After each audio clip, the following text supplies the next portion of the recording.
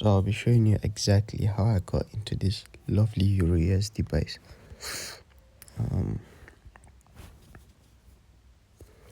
As you can see, I'm floating about 1 to 4.3, right?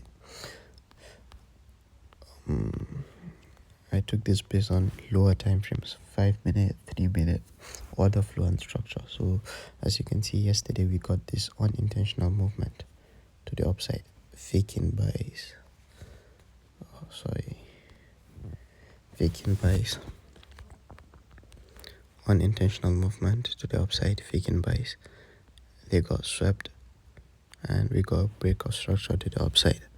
We got another unintentional movement, mitigation of this zone, and we got another BOS to the upside.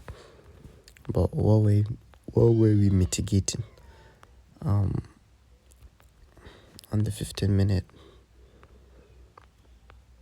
you can see a level of imbalance. It's not a valid imbalance because we're bullish in it, but I'm an intraday trader, so I don't want, it might give some reactions, so I don't want to be in the trade when that reaction will happen. So as you can see, once again, unintentional movement to the downside,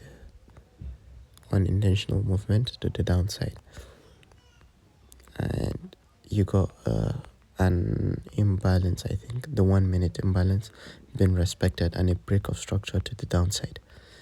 As you can see, a break of structure to the downside. So I got these levels induced, and I got a mitigation of a supply zone. But for me, this supply zone is invalid.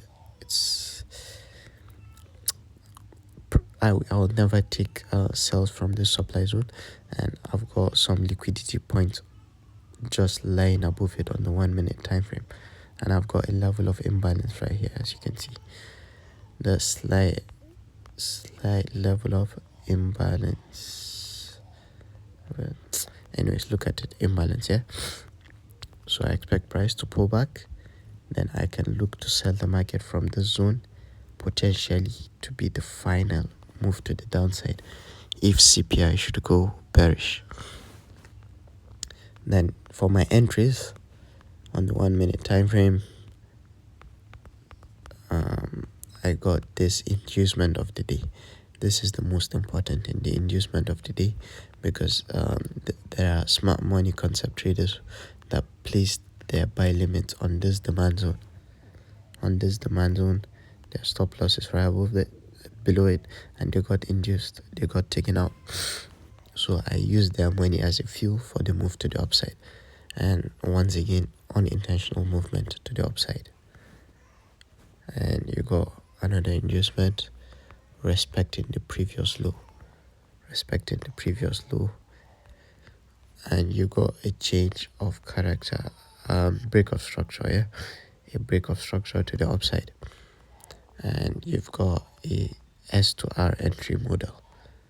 Boom. And I placed my entry at the touch of the demand zone. I actually entered right here.